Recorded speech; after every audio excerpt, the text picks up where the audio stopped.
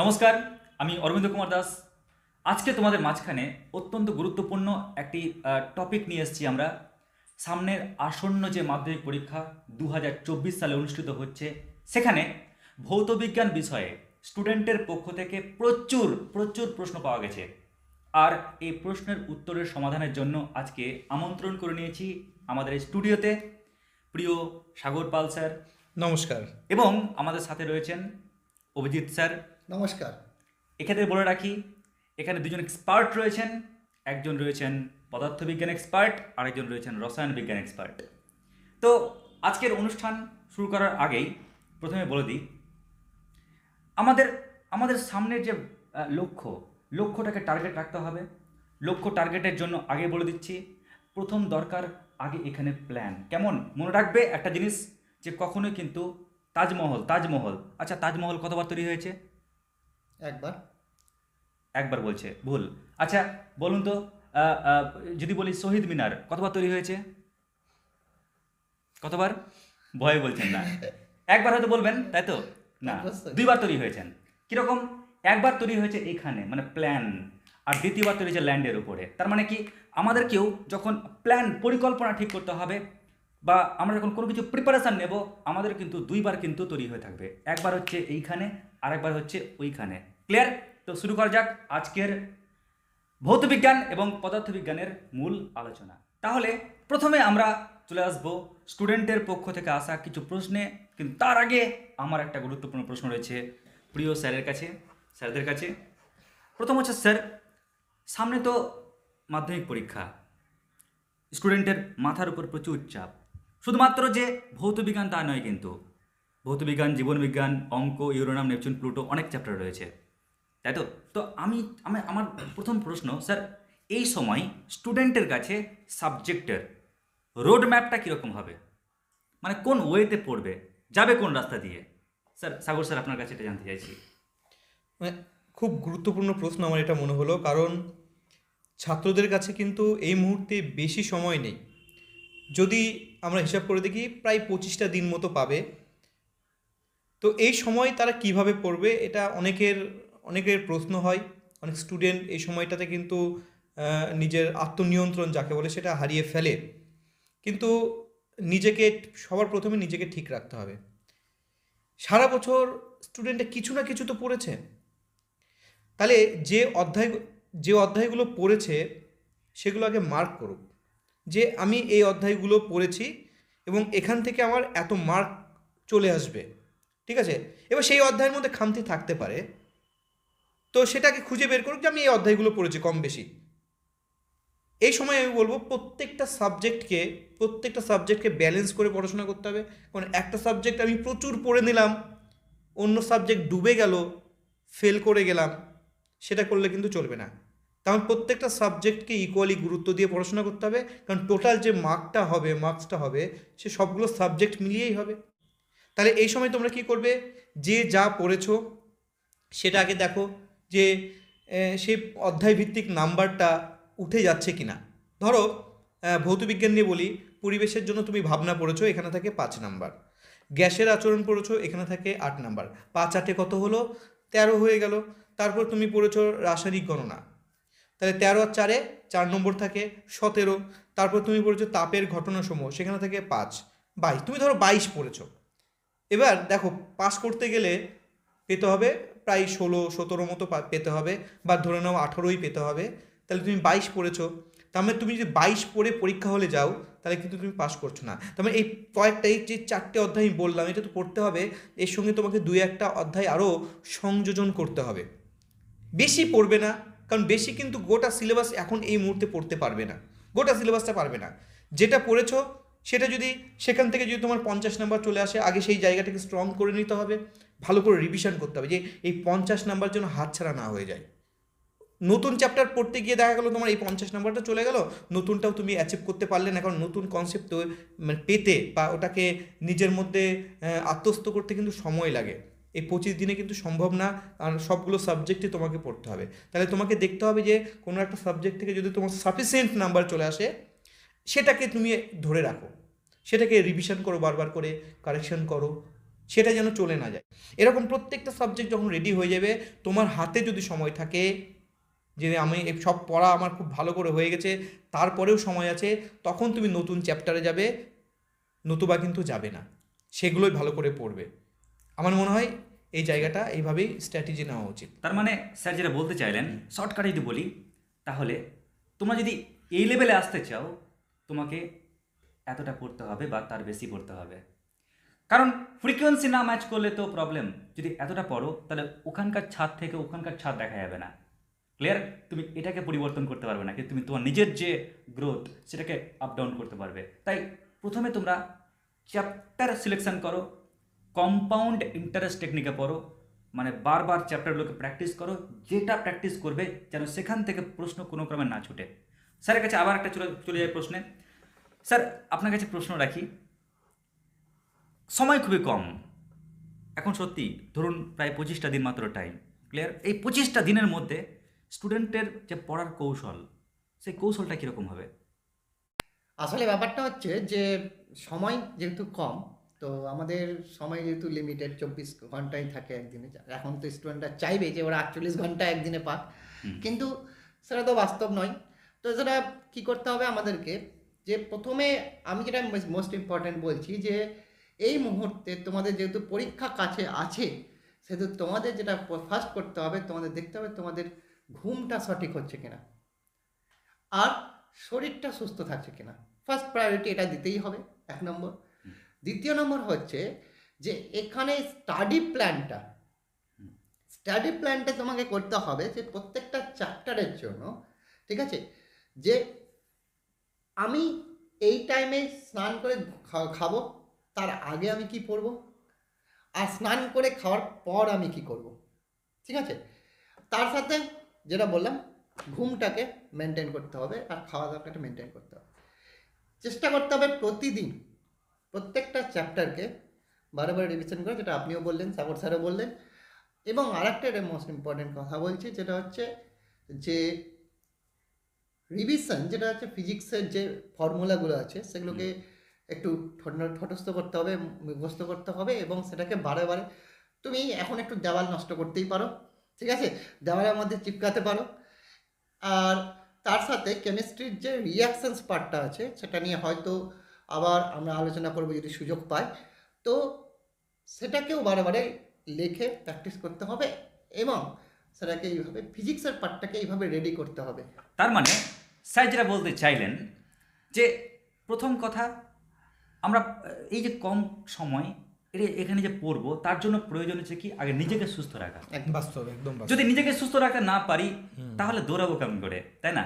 তাই দৌড় প্রতিযোগিতায় নামার আগে নিজেকে আগে ফুল সুস্থ রাখতে হবে, পা যেন ঠিক থাকে। তো ঠিক একই রকমভাবে শরীর সুস্থ থাকলে মন সুস্থ থাকবে, আর মন সুস্থ থাকলে মাথা ঠিক থাকবে, আর আমাদের প্ল্যান সাজাতে সুবিধা হবে। স্যারের প্ল্যান অনুযায়ী তুমি সেপারেট করে নাও ইন্টারভ্যালে, একটা ডেকে 2টো ইন্টারভ্যালে ভেঙে নাও। যখন ইন্টারভ্যালে ভাঙবে, তখন ইন্টারভ্যালের আগের সময়ে তুমি কিছু টপিক, কিছু সাবজেক্ট তুমি আরামসে রেডি করতে পারবে, আবার পরের ইন্টারভ্যালেও কিছু সাবজেক্ট আরামসে ইন্টারভ্যাল করতে পারবে। এই জন্যই তো দেখবে, যখন সিনেমা হলে আমরা সিনেমা দেখতে যাই, তখন ফার্স্ট হাফে সিনেমা দেখার পর যখনই কোনো ক্রমে বিরক্তি চলে আসে বা মনে হয় একটু রিল্যাক্সের প্রয়োজন হয়, আমরা কী করি, পপকর্ন খাই কিনা? খাওয়ার পর আবার কিন্তু আমরা সেকেন্ড ইনিংসের জন্য নেমে যাই, দেখি এবার কি হচ্ছে। দারুণ ব্যাপার রয়েছে। এবার আমি সাগর স্যারের যেতে চাই। সাগর স্যার, আপনার কাছে প্রশ্ন।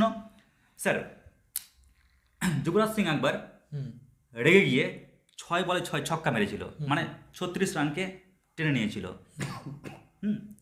তো আমাদের এই মাধ্যমিক স্টুডেন্টসের জন্য এমন কি কোনো উপায় আছে যে 5 বলে 50 রান করতে পারবে, মানে 5টা চ্যাপ্টার পরে 50 নাম্বার ক্যারি করতে পারবে? মাত্র 5টা চ্যাপ্টার স্যার, এরকম কোনো ট্রিক্স বা কোনো কৌশল আছে বা চ্যাপ্টার আছে স্যার? হ্যাঁ, অ্যাকচুয়ালি এই ট্রিকটা না আমাদের যে বোর্ড, আমাদের ওয়েস্ট বেঙ্গল বোর্ড, তারাই দিয়ে দিয়েছেন, নতুন কোনো ট্রিক নয়। প্রত্যেকটা অধ্যায় ভিত্তিক কিছু নম্বর বরাদ্দ আছে। যেমন পরিবেশের জন্য ভাবনা থেকে আছে 5 নম্বর, গ্যাসের আচরণ থেকে আছে 8 নম্বর। তাহলে আমাদের যে বেশি বেশি নম্বরের যে চ্যাপ্টারগুলো আছে, এরকম চ্যাপ্টার আছে কিন্তু 5টা। যে এই 5টা চ্যাপ্টার পড়লে তুমি মোটামুটি 50 নম্বর তুমি পারবে। যেমন ধরো গ্যাসের আচরণে আছে 8, অজৈব রসায়নে আছে 8, জৈব রসায়নে আছে 8, 3 8 24 হয়ে গেল, আলোতে 12, আর চলতরিতে 12, 12 12 24, আর এই দিককার 24 48, প্রায় 50 ধরে নিচ্ছি রাউন্ড অফ করে। তার মানে এই 5টা চ্যাপ্টার পড়লে তুমি কিন্তু 50 নম্বর, 90-এর মধ্যে 50, ঠিক আছে, 50 নম্বর তুমি কিন্তু পেয়ে যাচ্ছ এই 5টা চ্যাপ্টারকে যদি স্ট্রং করতে পারো। তাহলে কিন্তু তুমি স্যার যেটা বললেন, স্যারের ভাষায় 5 বলে তুমি 50 রান করতে পারবে, কিন্তু এই 5টা চ্যাপ্টার ভালো করে পড়তে হবে। সত্যি আলো চ্যাপ্টার আমাদের সামনে আলোকিত করে রাখছে, সামনের প্রশস্ত করে রাখছে আমাদের পথকে, এবং যাতে আমরা আরও সুন্দরভাবে এগোতে পারি এদিকেও আমাদের ভাবতে হবে। পাশাপাশি আরেকটা প্রশ্ন আছে স্যারের কাছে আমার। স্যার, এই সময় স্টুডেন্টের কাছে আরেকটা প্রশ্ন আসছে, আমি তো প্রশ্ন স্যার লিখে রেখেছি স্যার, হ্যাঁ। হ্যাঁ, কারণ কোনো কোশ্চেন না ছুটে তোমাদের প্রশ্নগুলো মেসেজ করে পাঠিয়েছো, সব লিখে রেখেছি আমি। তো স্টুডেন্টের কাছে আরেকটা প্রশ্ন ছিল, ডিমান্ড ছিল, স্যার এই টাইমে স্টুডেন্টস কী করবে? বই পড়বে, নাকি টেস্ট পেপার পড়বে, নাকি সাজেশন পড়বে? মানে কোনটা পড়বে স্যার? আচ্ছা, বই তো আমাদের কাছে মূল হাতিয়ার, ঠিক আছে, বই তো আমাদের কাছে রাখতে হবে, বইকে ভুলে গেলে কিন্তু চলবে না, এটা প্রথমেই মাথার মধ্যে ফিট করে নাও, বইকে ভুললে চলবেই না। এবার টেস্ট পেপারের কাজ হচ্ছে তুমি যা শিখেছো তার এনহ্যান্সমেন্ট, মানে সেটাকে আরও বেশি সমৃদ্ধ করতে হবে। তুমি যে চ্যাপ্টারগুলো পড়েছো বা যে টপিকগুলো পড়েছো সেটাকে সমৃদ্ধ করাই হচ্ছে টেস্ট পেপারের কাজ। তো টেস্ট পেপার তোমাকে 3টে জায়গায় সাহায্য করবে, 3টে জায়গা।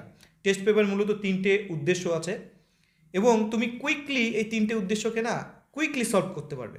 ধরে নাও একটা টেস্ট পেপার থেকে কোনো একটা সাবজেক্টে 20 থেকে 25টা কিন্তু ফুল মার্কের, মানে ফুল সিলেবাসের উপর কোশ্চেন হয়, তো আমি 20টাই ধরছি।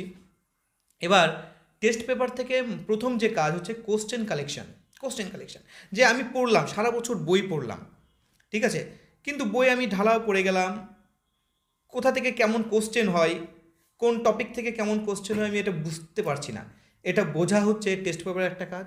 সেকেন্ড, যাদের প্রিপারেশন খুব ভালো আছে, খুব কোশ্চেনও সে ভালো বুঝে গেছে, এবার সে টেস্ট পেপারের সাহায্যে কী করতে পারে, নিজে পরীক্ষা দিয়ে, মক টেস্ট দিয়ে নিজেকে আরও উন্নত করতে পারে, আরও সমৃদ্ধ করতে পারে, টাইম ম্যানেজমেন্ট করতে পারে। অর্থাৎ বাড়িতে মক টেস্ট দেবে এবং সে 3 ঘন্টার মধ্যে সেই পেপার সলভ করতে পারছে কিনা, সব করতে পারছে কিনা, কোশ্চেন ঠিকঠাক বুঝে আনসার দিতে পারছে কিনা সেটা যাচাই করবে, তারপরে সে ভেরিফাই করবে, এটা একটা দিক গেল। আরেকটা হচ্ছে যারা একটু কমজোরি আছো, সারা বছর সেইভাবে কোনো কারণে পড়া হয়নি, তারা টেস্ট পেপারের কোশ্চেন দেখে যে কোশ্চেনগুলো বারবার দিয়েছে, বারবার রিপিট হয়েছে, সেখান থেকে তোমরা কিন্তু একটা সাজেশান বের করে নিতে পারো যে এই কোশ্চেনগুলো বা এই টপিকগুলো প্রচণ্ড ইম্পর্টেন্ট। তাহলে দেখো, টেস্ট পেপারের ত্রিমুখী দিক আমরা দেখতে পেলাম। তো আমাদের যেটা স্যার বললেন, স্যারের কোশ্চেন ছিল সম্ভবত যে আমরা এই সময়টাতে কি পড়বে? হ্যাঁ, আমরা মানে বই পড়বো না টেস্ট পেপার পড়বো? বইটাই অবশ্যই পড়বো। টেস্ট পেপারের সাহায্যে বইটাকে আমরা কি করবো, একটু সমৃদ্ধ করব, কিছু অজানা জিনিস আমরা অ্যাড করব, ঠিক আছে, যে অংশগুলো ছেড়েছি সেগুলোকে আমরা সংযোজন করব, আর মেন কোশ্চেনগুলোকে আমরা বেশি হাইলাইট করব টেস্ট পেপারের সাহায্যে। ঠিক আছে, আশা করি বুঝতে পারলে। তারপরেও যদি অসুবিধা হয়, স্যার তো আছেন, কন্ট্যাক্ট করবে স্যারের সাথে। তার মানে স্যার যেটা বলতে চাইলেন, যদি শর্টকাট ভাষায় আমরা বলতে চাই, যে বই হচ্ছে আমাদের মূল হাতিয়ার, ওটা হচ্ছে আমাদের মেন। কিন্তু স্টুডেন্টের মনে একটা উৎসুক ভাব থাকে, স্যার তাহলে টেস্ট পেপার কী করবো, টেস্ট পেপারে স্যার ত্রিমুখী দিক বললেন। নাম্বার 1, কোশ্চেন কালেকশন করবে, যেগুলো পারবে ওকে, যেগুলো পারবে না রেডি করতে হবে। নাম্বার 2 হচ্ছে কি, টাইম ম্যানেজমেন্টের জন্য তোমাকে পরীক্ষা দিতে হবে, টাইম ম্যানেজমেন্ট। একদম ক্লিয়ার? দেখো, যদি টাইম ম্যানেজমেন্ট এই ব্যাপারটা না ভাবো, তাহলে দেখা গেলো 3 ঘন্টার পরীক্ষা 4 ঘন্টা 5 ঘন্টা লেগে যাবে, কিন্তু আমাদের তো টাইম সীমিত সময়। আর 3 নম্বর হচ্ছে, যে সমস্ত স্টুডেন্টস ভাবছো যে সাজেস্টিভ জিনিস কি পড়বো, আমি এই স্যারের কাছ থেকে ওই স্যারের কাছ থেকে আমি সাজেশান তো পেয়ে যাব, কিন্তু সেই সাজেশানের যে প্রকৃতি সেটা কেমন করে মাপবো? মাল্টিপল কোশ্চেনের মাধ্যমে। যখন দেখবে একই কোশ্চেন বিভিন্ন পেপারে বারবার রিপিট হচ্ছে, ভেবে নেবো সেটা কিন্তু এবছরের জন্য খুব গুরুত্বপূর্ণ। তো এভাবে কিন্তু তোমরা সাজেশান কালেক্ট করতে পারবে। এবার আমার প্রশ্ন হচ্ছে, 2 স্যারের কাছেই একত্রেই জবাব নেব, আপনাদের কাছ থেকে মাধ্যমিকের সাজেশান কবে পাবো, কবে স্টুডেন্টস পাবে? আপনি যেদিন বলবেন, ঠিক আছে। অ্যাকচুয়ালি সাজেশান বিষয়ে একটা কথা বলি। সাজেশানটা কিন্তু সবার জন্যই প্রয়োজন, বিশেষ করে যাদের সারা বছরটা ঠিকঠাকভাবে পড়া হয়নি বা বিভিন্ন কারণে পিছিয়ে গেছে, তাদের জন্য সাজেশান প্রয়োজন। এবং যারা এগিয়েও আছে তাদের জন্য সাজেশান প্রয়োজন। কেন প্রয়োজন? কারণ কোনো টপিক সাজেশান দেখে বুঝতে হবে যে এর মধ্যে কোনো টপিক আমার তো বাদ যায়নি। হতেই পারে তুমি অনেক পড়েছো, অনেক ভালো জানো, কিন্তু দু একটা টপিক তোমার ছাড়া পড়ে গেছে, দেখা গেলো ওটা খুব গুরুত্বপূর্ণ। সাজেশান দেখে সেই জায়গাগুলো কিন্তু আমাদের ক্যাপচার করতে হবে, ঠিক আছে? আর যারা তো পিছিয়ে আছো তার জন্য সাজেশান ছাড়া এই মুহূর্তে আর কোনো গতি নেই। কারণ একটা বই পড়তে তো কম বেশি আমাদের বোর্ড 1 বছর বেঁধে দিয়েছে, আর সময় তো 1 বছর নেই। তো তাদের কাছে কিন্তু সাজেশান ছাড়া আর কিন্তু উপায় নেই। তারা থরলি লাইন বাই লাইন গোটা বই কিন্তু এই সময় পড়তে পারবে না, ঠিক আছে? তাই জন্য তাদের কাছে মূল হাতিয়ার এখন কিন্তু এই মুহূর্তে সাজেশান। আর স্যার ডেট দিয়ে দেবেন, সেই হিসাবে আমরা তোমাদের সাজেশান প্রোভাইড করবো। তোমরা ডিসক্রিপশন বক্সে পেয়ে যাবে অবশ্যই। কবে দেওয়া হবে। তবে এটা বলে রাখি, খুব শীঘ্রই পেয়ে যাবে, কারণ পরীক্ষা তো বেশি দিন নেই। খুব তাড়াতাড়ি আমরা তোমাদের দিয়ে দেবো, এই ভিডিওর ডেসক্রিপশন বক্সে পেয়ে যাবে। পাশাপাশি আমি এটা বলে রাখি, দেখো সায়েন্সের ক্ষেত্রে সাজেশন সত্যি একটা বড় জিনিস বলতে পারো। সায়েন্সের টিচার সাজেশন মানে যেটা বোঝে সেটা হচ্ছে গুরুত্বপূর্ণ প্রশ্নের সমাহার, গুরুত্বপূর্ণ কন্টেন্টের সমাহার, গুরুত্বপূর্ণ টপিকের সমাহার। টপিকগুলো যেগুলো গুরুত্বপূর্ণ টপিক, যেগুলো চোখের থেকে বাইরে না চলে যায়, সেটাকে একত্রিত করে তোমাদের কাছে পৌঁছে দেওয়ার একটা সমাহার। যাই হোক, এরপর আমরা চলে আসছি আরেকটা প্রশ্নে, আমাদের কেমিস্ট্রি স্যারের কাছেই। যখন আমি 12 স্টুডেন্টসকে দেখি, 11-12 স্টুডেন্টসকে, তখন 11-12 স্টুডেন্ট আপনার ক্লাস পুরো হাঁ করে শুনে, মানে এক্সাইটেড হয়ে যায় রিয়াকশানের গতি প্রকৃতি ট্রিক্স দেখে। তো আমি চাইছি স্যার, এরকম কি মাধ্যমিকের কোনো ট্রিক্স রয়েছে অবশ্যই যাতে আছে। স্টুডেন্টস হাঁ করে দেখবে একটা অপালক দৃষ্টিতে, ওয়াও সো সুইট, এরকম কোনো দৃষ্টিতে? হ্যাঁ, দেখো, এই ব্যাপারটা হচ্ছে যে রিয়াকশনসের যে কনসেপ্ট আছে কি না, সেই কনসেপ্টটা নিজেই একটা ট্রিক্স। কনসেপ্টটা যদি বোঝা যায় যে রিয়াকশনসটা কী ধরনের হয়, একটা রিয়াকশনসের প্যাটার্ন আছে, এই প্যাটার্ন ওয়াইজ কিন্তু রিয়াকশনস হয়। অবশ্যই। তো সেই প্যাটার্নগুলোকে যদি বুঝে নেওয়া যায়, ঠিক আছে, তাহলে কিন্তু রিয়াকশনস খুব সহজ হয়ে যায়। হুম। এই টপিকে আমি আরও কিছু চ্যাপ্টারের নাম যদি বলি, সেই চ্যাপ্টারগুলোতে রিয়াকশনস খুব গুরুত্বপূর্ণ একটা অংশ আছে, যেমন রাসায়নিক গণনা, তারপরে পরীক্ষাগারে রাসায়নিক শিল্পে তোমার অজৈব রসায়ন, যেখানে অনেক কিছু আছে, যেখানে প্রস্তুতির রিয়াকশনসগুলো করতে হয় এবং তাদের রাসায়নিক ধর্ম অলসো পড়তে হয় ওখানে। স্যার এখানে একটা ছোট্ট কোশ্চেন, আপনি যখন চ্যাপ্টার নাম বললেন, স্যার এখানে কিন্তু দেখবেন প্রস্তুতির একটা ব্যাপার আছে, সেই প্রস্তুতি কি স্টুডেন্টসকে পড়তে হয়? পদ্ধতিটা একদম পদ্ধতির যে বর্ণনাটা আছে সেটা একেবারে এক্সাম পরীক্ষার জন্য কিন্তু সেটা দরকার নেই, সেটা আসে না পরীক্ষাতে। কেউ তোমাকে পরীক্ষাতে বলবে না যে পদ্ধতি লেখো, ঠিক আছে, মানে পদ্ধতি লেখো কিন্তু তোমাকে দেবে না। ধরো অ্যামোনিয়া প্রস্তুতির যে পদ্ধতিটা আছে, কারণ পদ্ধতির সঙ্গে তো আমাদের ইকুইপমেন্ট যে যন্ত্রগুলো আছে সেগুলো জড়িত। এবার যন্ত্রগুলো তো তুমি পাচ্ছ না, তাই না? আর সেটা ল্যাবেই সম্ভব, তাই তো? হ্যাঁ, একদম একদম। তো এই জন্য পদ্ধতিটা বোধহয় দেয় না, কোশ্চেন দেয় না। হ্যাঁ, দেয় না। আর এখনকার যে প্রশ্নপত্রের যে ধাঁচ আছে সেখানে মার্কস ডিভিশনটা খুব কম, হুম, আর পদ্ধতি একটা বড় জিনিস, ওখানে একটা বড় মার্কসের ব্যাপার হয়ে যাবে, অবশ্যই। সেই জন্য দেয় না। এক সময় দিত, কিন্তু এখন দেয় না। কিন্তু তাও আমি বলবো যে দুবার কমপক্ষে রিডিং পড়তে হবে, রিডিং পড়ে রাখতে হবে হ্যাঁ, কনসেপ্টের জন্য। এর কারণ হচ্ছে তুমি যতক্ষণ না জানবে যে পদ্ম হচ্ছে কি করে জিনিসটা, ততক্ষণ ওর রিলেটেড যে কোশ্চেনগুলো হয়, যেমন কী কী সতর্কতা অবলম্বন করতে হবে, যেমন একে শুষ্ক করার জন্য বা ড্রাই করার জন্য কি করতে হবে। এবার কাউকে দেখছি যে উল্টো গ্লাসে নেওয়া হচ্ছে, কাউকে জলের মধ্যে নেওয়া হচ্ছে, কাউকে এর মধ্যে। তো এটা করা হচ্ছে কেন? যখন এই পদ্ধতি পড়বো তখনই বুঝতে হবে যে এইভাবে নেওয়া হচ্ছে। এবার এইভাবে নেওয়া হচ্ছে কেন, তারপরে আমি জানতে পারছি যে কেন, ঠিক আছে? তো পদ্ধতিটা কি হয়, তোমার কনসেপ্টটাকে একটু ক্লিয়ার করে। তুমি আগে কিছু জানলে এটা জানার সাপেক্ষে যে পরবর্তী যে মানে কনসেপ্টগুলো আছে, যে পরবর্তী যে রিলেটেড কোশ্চেন্সগুলো আছে, সেগুলো কিন্তু তোমার বুঝতে সুবিধা হবে। আচ্ছা, এই প্রসঙ্গে আমার প্রশ্ন একটা মনে পড়লো। তো এটা আমি কেমিস্ট্রি স্যার যেহেতু এখানে উপস্থিত আছেন, ওনাকেই বলতে চাই, ছাত্রদের তরফ থেকে নিম্ন অপসারণ, বায়ুর ঊর্ধ্ব অপসারণ বা জলের নিম্ন অপসারণ, জলের ঊর্ধ্ব অপসারণ, ওই ব্যাপারটা ঠিক কি, মানে কখন ওই ধারণাটা আসবে? আচ্ছা, প্রথমে যখন তুমি পদ্ধতি পড়বে, প্রথমে তুমি ওর ডায়াগ্রাম মানে ছবিটা দেখবে। দেখবে যে কোনো গ্যাস যখন প্রস্তুতি করছি, তো সেটা গ্যাসের ক্ষেত্রে দেখবো আমরা নিম্ন অপসারণ বা ঊর্ধ্ব অপসারণ। অপসারণ। তো যখন দেখবে গ্যাসটা এইভাবে কোনো পাত্র উল্টে রাখা আছে, অর্থাৎ এদিকে খোলা মুখ এদিকে বন্ধ মুখ, তাহলে কি খোলা মুখ দিয়ে তো গ্যাস বেরিয়ে যাবে, তাহলে এইভাবে কালেকশন করা যাচ্ছে কেন?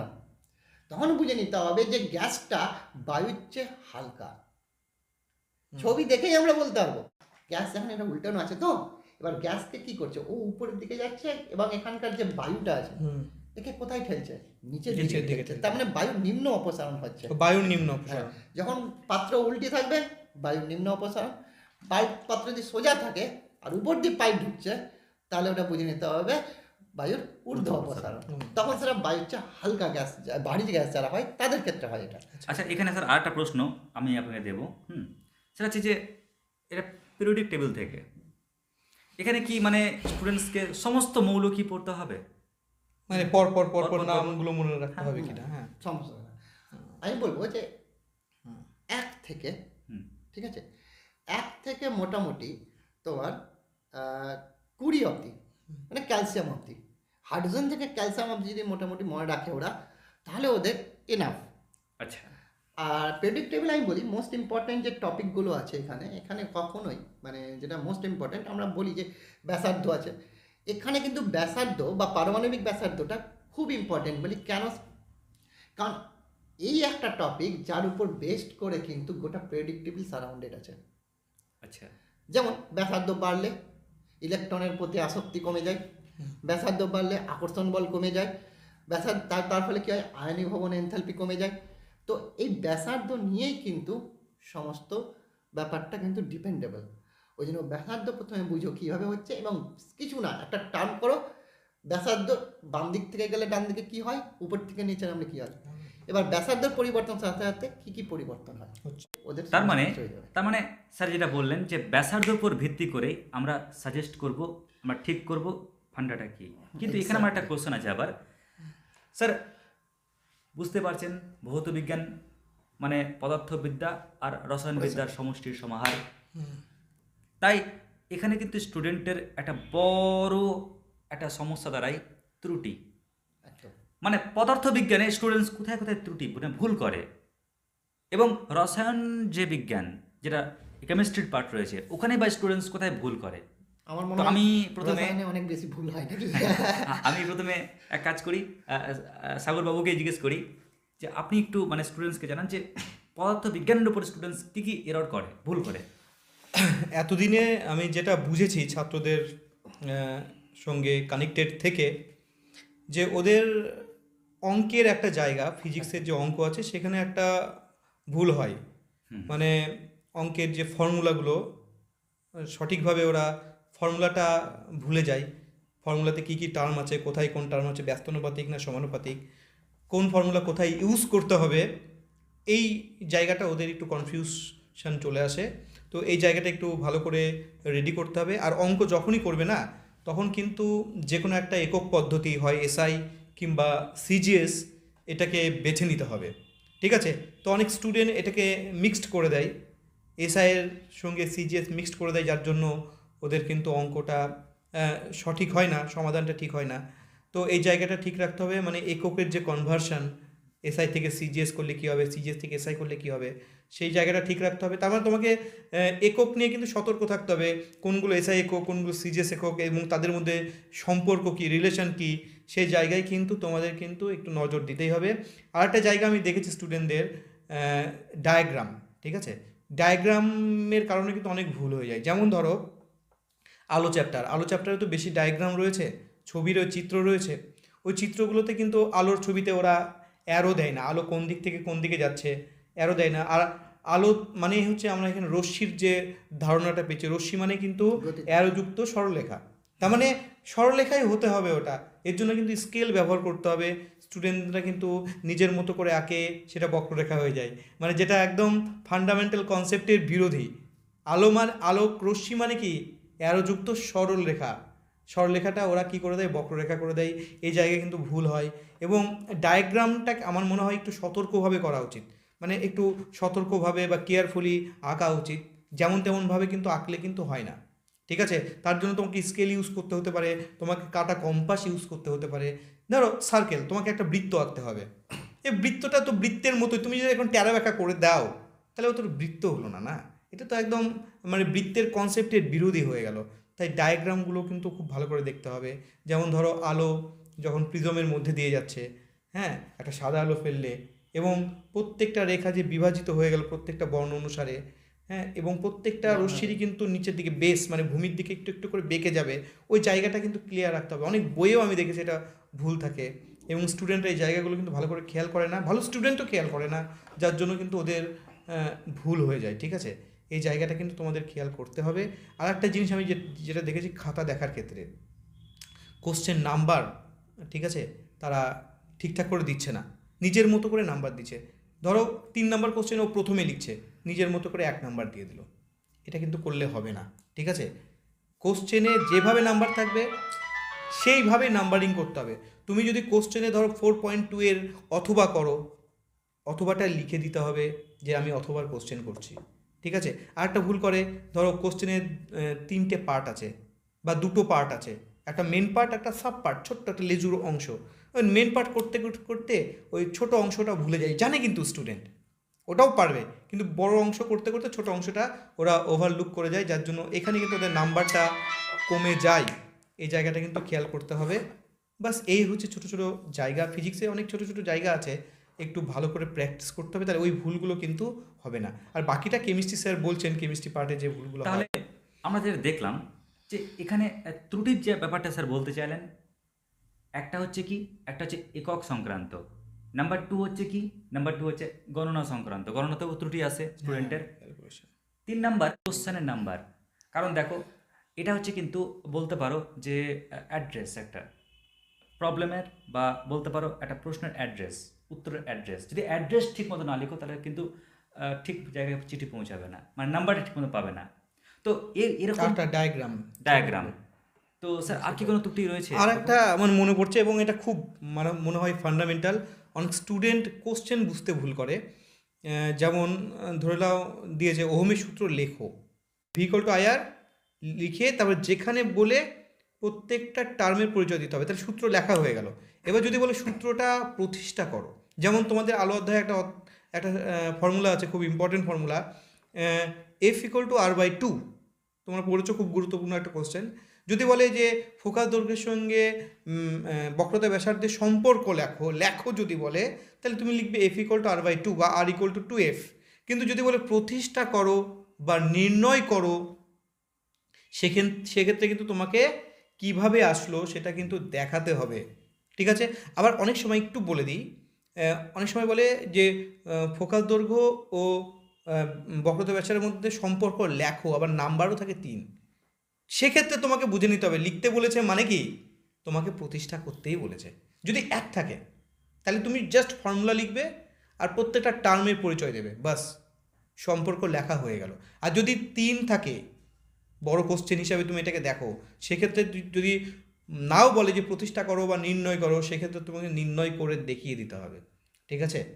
এটা উজ্জ্ব থাকে, এটা বলে দিলাম। এই জায়গাটা কিন্তু অনেক স্টুডেন্টের ভুল হয় এবং খুব একটা ফান্ডামেন্টাল, কিন্তু গুরুত্বপূর্ণ জায়গা এটা একটা। বাস এই জায়গাটা কিন্তু খুব ফান্ডামেন্টাল। তার মানে আমাদের একটু নম্বরের দিকেও ফোকাস রাখতে হবে যে কত নাম্বার আছে। নাম্বার আছে একদম। আচ্ছা, এটা গেল মানে ভৌতবিজ্ঞানে পদার্থবিদ্যার ক্ষেত্রে, কিন্তু রসায়ন পাঠের ক্ষেত্রে ত্রুটির কোথায় স্টুডেন্টের হয় বা হতে পারে? না, একটা ত্রুটি যেটা স্যার বললেন সেটা তো ওই মার্কস, যেটা তোমার আপনার কোশ্চেন নাম্বার যে দিতে ভুল করে, ওটা সবার ক্ষেত্রেই হয়, সব মানে সব সাবজেক্টের ক্ষেত্রেই হয়। 2 নম্বর হচ্ছে এখানে একটা সমস্যা হচ্ছে যে যখন কোনো রিয়াকশনস লিখতে দেয় তখন ওখানে কি করে, হয়তো রিয়াকশনস ঠিক লিখেছে কিন্তু দেখা যাচ্ছে কোনো সমতা ভুল করছে, ব্যালেন্সটা ভুল করছে, কিংবা ধরো NO2 আছে ও N2O লিখে দিচ্ছে। এই ধরনের কিন্তু সিলি সিলি মিস্টেক হয়, যেটার জন্য কিন্তু ফুল মার্কস কাটা যাবে। স্যার আমি দেখেছি, মানে এরকমও হয় মনে হয়, কেউ হয়তো তীর চিহ্ন দেয়, কেউ হয়তো সমান চিহ্ন দেয়। এবার তীর চিহ্ন সমান চিহ্নতে কি হয়, তীর চিহ্ন আর সমান চিহ্নের মধ্যে যদি কোনো কিছু সমতা করতে হয় তখন আমরা সমান চিহ্ন ইউজ করি, আর তীর চিহ্ন দিলেও বা সমান চিহ্ন দিলেও ওটাতে কোনো সমস্যা নেই, তীর চিহ্নও দেওয়া যায় সমতা থাকলেও। ওটা কোনো সমস্যা নেই, কারণ ওটা অ্যারো বোঝাতে চাইছে তীর চিহ্ন দিয়ে যে এখান থেকে এই জিনিসটা তৈরি হয়। আচ্ছা, সেক্ষেত্রে সমতা করতেও পারে। সমতা করা যায়, সমতা করতেও পারে। করতে হয় অ্যাকচুয়ালি। রাসায়নিক ক্ষেত্রে বলেই দেয়, যেমন কি ঘটের সমীকরণ এর সাথে এর মিশালাম, কি করবে রাসায়নিক সমীকরণ সহ লেখো। ওই ক্ষেত্রে কিন্তু সমতা করা দরকার রিয়াকশানসের। এই ক্ষেত্রেও আরও একটা ভুল বাচ্চারা করে, যেটা হচ্ছে ওরা রিয়াকশানসটা লিখে রেখে দেয়। হ্যাঁ, ভাষাটা লিখে না। এক্স্যাক্টলি, ভাষাটা। ভাষাটা দেয় না। তো এই ভাষাটা দেওয়াটা খুব ইম্পর্টেন্ট এখানে। ভাষা কিছুই নাই, আর জাদুমন্ত্র কিছুই নাই, যেটা তৈরি হচ্ছে ওটাই লিখবে ভাষা। কার সাথে কে বিক্রিয়া করে কি কি হ্যাঁ, তৈরি করলে কি কি এটাই তৈরি লিখতে হবে। করছে, আর এটাই লিখতে শর্তগুলো হবে। লিখতে একদম হবে, একদম। শর্ত। এই উষ্ণতায় বা এই অনুঘটক চাপে থাকলে বা অনুঘটক এই জিনিসটা উল্লেখ করে লিখে মানে দিতে হবে। কি 3টে জিনিস থাকে, একটা উষ্ণতা, একটা চাপ, একটা অনুঘটক। ঠিক আছে, একদম। 3টে জিনিস মনে রাখতে হবে একটু। তার মানে যখন ভাত রান্না করবে তখন কিন্তু আগুনেরও প্রয়োজন আছে। একদম।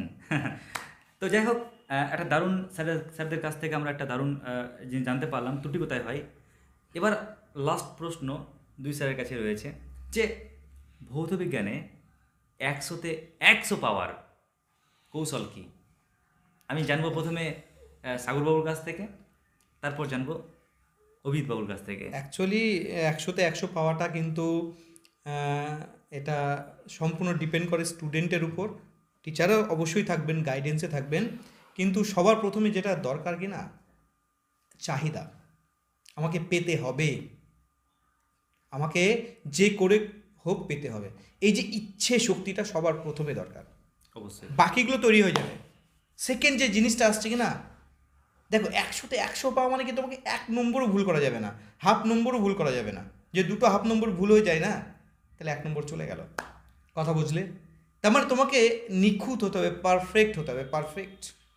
যদি তুমি পারফেক্ট হতে পারো each and every topic, each and every chapters, ঠিক আছে, ইচ অ্যান্ড এভরি কোশ্চেন্স, তাহলে তুমি 100তে 100 পাবে।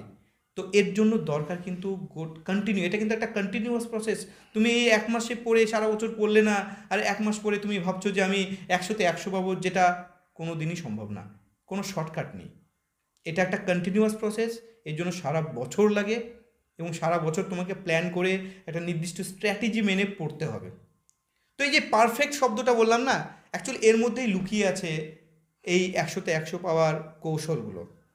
দেখো, পারফেক্টের যে প্রথম যে লেটারটা আছে পি, পি ফর প্র্যাকটিস। তোমাকে কিন্তু নিরন্তর প্র্যাকটিস করতে হবে। একটা কোশ্চেন তুমি পড়লে সেটা লিখো, সেটা নিজেকে আবার কারেকশান করো, সেটা মনে মনে বলো, রিমেম্বার করো। এটাকে প্র্যাকটিস বলে। নিত্য নতুন টাইপের কোশ্চেন দেখে ওটাকে ট্রাই করো, প্র্যাকটিস করো। অঙ্ক একটা শিখলে, একটা ফর্মুলা অঙ্ক শিখলে ওই ফর্মুলা দিয়ে আরও অনেক অঙ্ক হতে পারে, সেগুলো প্র্যাকটিস করো। তাহলে practice makes a person perfect, এটা কিন্তু মাথায় রাখবে।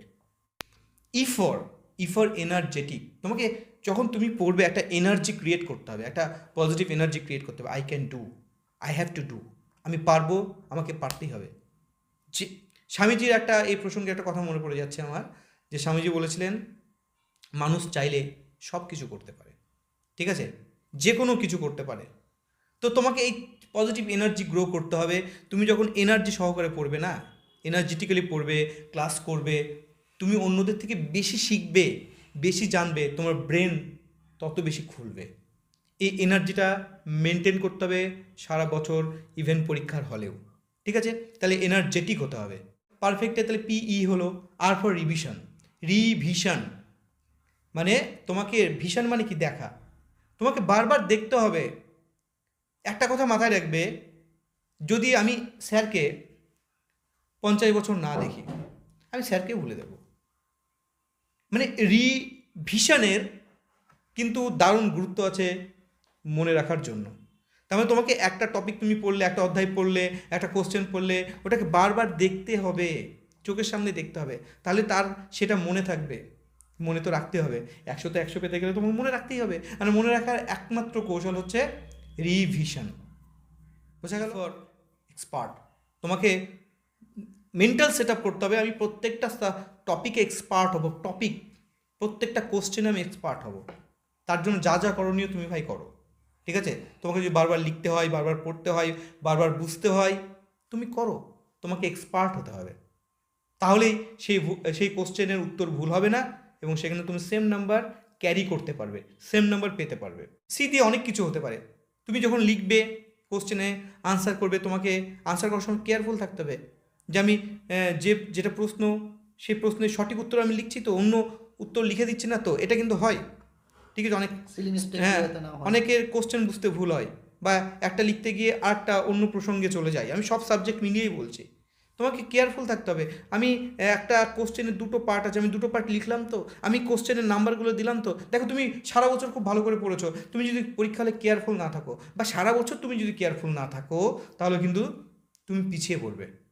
ঠিক আছে। আর সি ফর কনসেপ্ট হয়, তোমাকে কনসেপ্ট ফিজিক্স, কেমিস্ট্রি, বায়োলজি বা লাইফ সায়েন্স বা যে কোনো সাবজেক্ট তোমাকে যদি ভালো নম্বর পেতে হয়, তোমাকে কিন্তু কনসেপ্ট রাখতেই হবে। উইদাউট কনসেপ্ট না রেখে শুধু মুখস্থ করলে তুমি কিন্তু কখনোই 100তে 100, তোমার মুখস্থবিদ্যা দারুণ আছে কিন্তু তোমার কোনো কনসেপ্ট নেই, তাহলে কিন্তু তুমি তবুও পিছিয়ে পড়বে, তুমি 100তে 100 পাবে না। কারণ তুমি কনসেপচুয়াল যে কোশ্চেনগুলো আছে সেখানে আটকে যাবে। কনসেপ্ট রাখতে হবে, C for concept, C for careful, C for কনফিডেন্সও হয়। এটা কিন্তু খুব জিনিস, বড় জিনিস। নিজের উপর কিন্তু বিশ্বাস রাখতে হবে যে আমি পারবো, আমার দ্বারা হবে, এবং এখান থেকে তুমি একটা পজিটিভ এনার্জি পাবে। ফার্স্টে বললাম না, এখান থেকে তুমি কিন্তু এনার্জি পাবে। ঠিক আছে, কনফিডেন্স রাখবে। আর লাস্টে রয়েছে পারফেক্টের লাস্টে রয়েছে টিটাও প্রচণ্ড ইম্পর্টেন্ট। তুমি সারা বছর খুব ভালো করে পড়লে, প্র্যাকটিস করলে, ঠিক আছে, কিন্তু তোমার টাইম ম্যানেজমেন্ট, টাইমের মধ্যে তুমি পরীক্ষার সময়, তোমার তো 100তে 100 পাওয়ার লক্ষ্য, তো তা তুমি টাইমের মধ্যে করতে পারলে না, দেখা গেলো তুই 3-4 নম্বর, 5 নম্বর বা 10 নম্বর ছুটে গেল। ঠিক আছে, তাহলে তোমার স্বপ্ন পূরণ হলো না। তোমার time management is very important. ঠিক আছে, তো তোমাকে মক টেস্ট দিতে হবে, টাইমের মধ্যে তোমাকে পেপার সলভ করতে হবে, এবং তুমি যদি ধরো পরীক্ষায় 3 ঘন্টা থাকে, তাহলে তোমাকে বাড়িতে কিন্তু তোমাকে 15 মিনিট বা 20 মিনিট আগে তোমাকে কমপ্লিট করতে হবে, কারণ কোনো না কোনো কারণে ওখানে 20 মিনিট লেগে যায়। আর একটা সময় তোমাকে রাখতে হবে, সব প্রশ্নের উত্তর লিখেছি কিনা, নাম্বার ঠিকঠাক দিয়েছি কিনা, শেষে কিন্তু তোমাকে 10 মিনিট বাঁচাতে হবে। ঠিক আছে, আবার টি ফর ট্রাস্টও হয়, নিজের উপর ট্রাস্ট রাখবে, বিশ্বাস রাখবে। বাস এই হচ্ছে বিষয়। এবার দেখো, এই 100তে 100 পাওয়ার ব্যাপার, এটা ম্যান টু ম্যান ভ্যারি করতে পারে। হ্যাঁ, মোটামুটি আমি ওভারঅল বললাম। যদি কোনো স্যারের কোনো বক্তব্য থাকে তাহলে আপনারা বলতে পারেন। ঠিক আছে, যদি আমার কিছু মিস হয়ে যায় বলতে পারেন ছাত্রদের উদ্দেশ্যে। না, স্যার তো সব কিছু বলেই ফেললেন, একদম সুন্দরভাবে গুছিয়ে বললেন, এত সুন্দর মানে ব্যাপারটাকে বুঝিয়ে দিলেন। তবে সবই ওই স্যারের যদি একটা পুরো কথাটাকে যদি আমি একটা হিসেবে বলতে চাই, তাহলে তো 100-র মধ্যেই আছে যে 100 কীভাবে পাওয়া যায়। আচ্ছা তোমরা বলো, 1-এর পর কটা শূন্য আছে? 2টো শূন্য, মানে এখানে সংখ্যাটা কার বেশি হলো? শূন্য। তাহলে 100 পেতে গেলে শূন্যকে প্রাধান্য দিতে হবে। মানেটা কি? দেখো, এই পয়েন্ট থেকে আমি শুরু করে শূন্য এইভাবে আসছে, তার মানে রিভিশন হচ্ছে। দেখো, বারবার রিপিটেড হচ্ছে। তার মানে তোমাকে সব কিছু কী করতে হচ্ছে? বারে বারে রিপিট করতে হচ্ছে। সামনে আছে 1, মানে একটা টপিককে বারে বারে রিপিট করবে, আর একটা টপিককে বারে বারে রিপিট করবে। এই হচ্ছে মন্ত্র, হচ্ছে 100 পাওয়ার। তো 100 পেতে গেলে বিগ শো হতে হবে। অবশ্যই। যাই হোক, তোমরা মোটামুটি সব জানতে পারলে। আজকে অনেক কিছু তোমাদের সঙ্গে আলোচনা হলো, রোড ম্যাপ থেকে শুরু করে কেমন করে ভৌতবিজ্ঞানে 100-এ 100 পাবে তার পুরো কৌশল। খালি ভৌতবিজ্ঞান কেন, প্রায় সব সাবজেক্টের কৌশল একদম স্যার তোমাদেরকে মানে একদম সুন্দর করে ব্যাখ্যা করে স্যার বুঝিয়ে দিয়েছেন। তো তোমরা ভালো করে মন দিয়ে পড়ো। আমাদের প্রত্যেকের শুভকামনা, আশীর্বাদ সর্বদা তোমাদের সাথে আছে। তোমরা সামনে এগোতে গিয়ে যদি আমাদের কোনো রকম প্রয়োজনীয়তা ফিল করো, অনুভব করো, তাহলে অবশ্যই একজন শিক্ষক হিসাবে তোমাদের পাশে আছি, সাথে আছি। হয়তো ভবিষ্যতে তোমরা সামনে একাদশ শ্রেণীতে উঠবে এবং সেখানেও আমাদের সহযোগিতা তোমরা সর্বদা পাবে সামনের লক্ষ্যে পৌঁছানোর জন্য। কথা শেষ করার আগে একটা ছোট্ট কথা আমি বলতে চাই। এই টাইমটা খুবই শর্ট টাইম। এই টাইমটাতে কিন্তু কারোর কাছে প্রুফ করতে যাবে না তুমি কে। প্রুফ করার জন্য পরে টাইম পাবে। এখন কি করবে, এই কম সময়ের মধ্যে নিজেকে ইমপ্রুভ করা শেখো। যখনই নিজেকে ইমপ্রুভ করতে পারবে, দেখবে রেজাল্ট তোমাকে প্রুফ করে দেখিয়ে দেবে তুমি কে, তুমি কেমন। এই বলে আজকের মতো এখান থেকে বিদায় নিচ্ছি আমরা সবাই। নমস্কার, ধন্যবাদ। Good night. তাহলে তোমরা ভাবছো না এখন আমরা গেলাম না কেন? গেলাম না এই কারণেই, কারণ দেখো এটা সংক্ষিপ্ত আলোচনা। এই আলোচনায় অনেক কিছু বাদ পড়তে পারে, তোমাদের অনেক জিজ্ঞাসা থাকতে পারে। আমরা তোমাদের কাছ থেকে যে জিজ্ঞাসাটা পেয়েছি তার উপর তো উত্তর দিয়েছি, এরপরেও তো কিছু জিজ্ঞাসা থাকতে পারে। তার জন্য রয়েছে কমেন্ট বক্স, সেখানে তোমরা জানাও তোমাদের প্রশ্ন, কি সম্পর্কিত তথ্য জানতে চাও আজকের এই সেশন নিয়ে। অবশ্যই তোমাদের আমরা উত্তর দেওয়ার চেষ্টা করব। আর আমাদের সঙ্গে যোগাযোগ করার জন্য তোমরা 9907307921 এই নাম্বারে যোগাযোগ করবে। তোমাদের অবশ্যই সামনের এই আসন্ন মাধ্যমিক পরীক্ষার আগে ভৌতবিজ্ঞান সম্পর্কিত কোনো তথ্য যদি তোমাদের মনে হয় যে স্যার এখান থেকে আমরা কিভাবে পড়বো, তার একটা বেসিক একটা তথ্য আপনি জানান স্যার, একটু হেল্প করুন স্যার অ্যাজ এ টিচার হিসাবে, অবশ্যই আমরা স্যারদেরকে সাথে পাবো, যাতে তোমাদের এই সামনের পরীক্ষার মানে আগে যেন একটু না হলেও গাইড তোমাদের করতে পারেন। অবশ্যই এই বলে আজকের মতো আমরা সদা প্রস্তুত তোমাদের গাইড করার জন্য, তোমাদের পাশে থাকার জন্য। আমরা খুশি থাকবো তার জন্য। অবশ্যই। তাহলে এবার আমরা সত্যি সত্যি তোমাদের কাছ থেকে বিদায় নিচ্ছি। নমস্কার। নমস্কার।